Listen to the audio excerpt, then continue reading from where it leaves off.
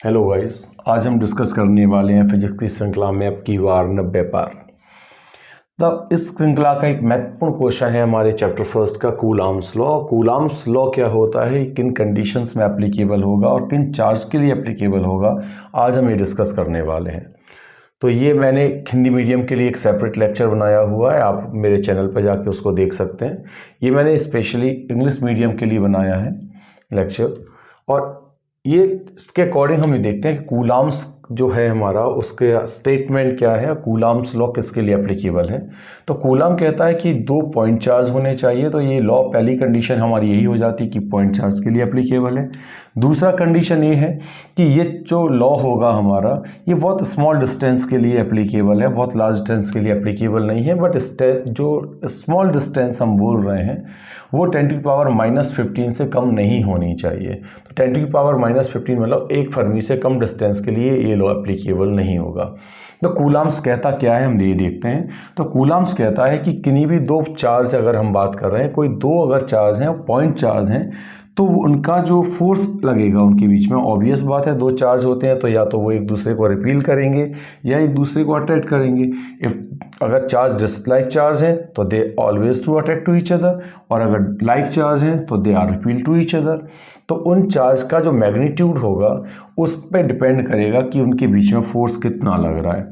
तो कूलॉम्स कहता है कि the force of attraction between the 2 stationary point charge in vacuum is directly proportional to the product of charge and inversely proportional to the square of distance between them। तो इसका मतलब हमारे 2 charge के बीच में हमारा फोर्स कितना लगेगा। Force of interaction का मतलब होता है या तो वो फोर्स ऑफ अट्रैक्शन होगा या फोर्स ऑफ रिपल्शन होगा, डिपेंड करेगा हमारे चार्ज कैसे हैं। अगर इनके मैग्नीट्यूड्स एक जैसे हैं, मतलब ये लाइक चार्ज हैं, तो they are repel to each other, और अगर डिसलाइक चार्ज हैं तो they attract to each other.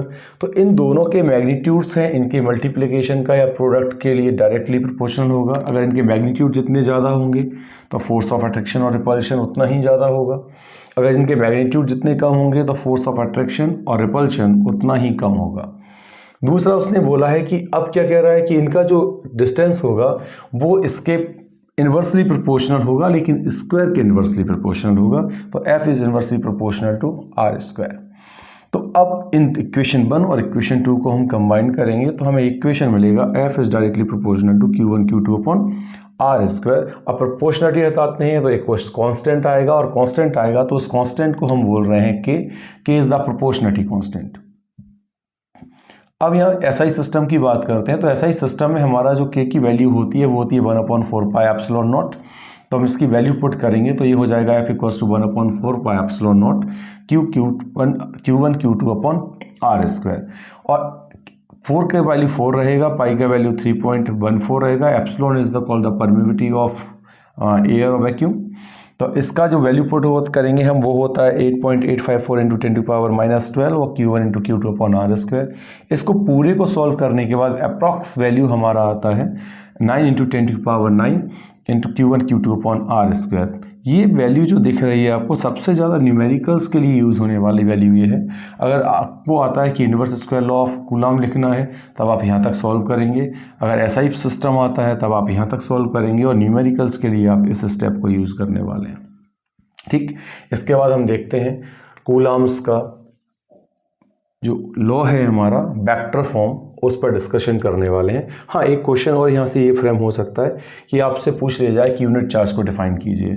तो यूनिट चार्ज को हम यहाँ से डिफाइन कर देंगे। कंडीशन ये है कि अगर ये इक्वल चार्जेस हैं, कंडीशन ये Q1 equals to Q2 equals to Q, और वो यूनिट डिस्टेंस पर हों, कंडीशन एक है यूनिट डिस्टेंस हो, इक्वल मैग्नीट्यूड ऑफ चार्ज हो, और अगर वो दोनों एक दूसरे से इतने फोर्स से अट्रैक्ट या रिपील हो रहे हों। कंडीशन ये भी है कि 9 इंटू 10⁹ जो है न्यूटन का फोर्स इतना उस पर एग्जर्ट हो रहा हो, तब उस कंडीशन में हमारी जो Q की वैल्यू आती है वो 1 आती है, उसी को हम यूनिट चार्ज बोलते हैं। लाइक दिस अगर आप देखेंगे तो इसका मतलब हमने पहली कंडीशन कहा है यूनिट चार्ज की बात कर रहे हैं हम, और यूनिट चार्ज का मतलब ये हो जाएगा कि Q1 equals to Q2 equals to Q होना चाहिए।